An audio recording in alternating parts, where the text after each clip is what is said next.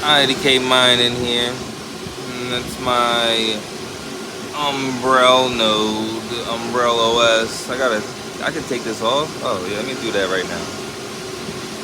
I didn't know this sticker came off. Let's do that. Tricky. But yeah, so it's an Umbrella OS node, my Bitcoin node.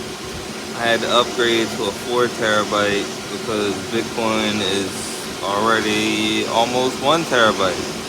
And all I had in there was a little 1 terabyte, so that wasn't going to work, especially since I started downloading the Monero node just because. But anyways, I upgraded that, and inside is now 32 gigabytes of RAM. And I tried to clone the hard drive, but it didn't work properly, so I had to just redo it. With double the RAM, this thing synced in like 2 days, same internet. With 16 gigabytes of RAM, it took me like 2 weeks. But alright guys, just that little tiny update on my Bitcoin node. Alright, IDK mining, like, comment, subscribe. I'll see you next time.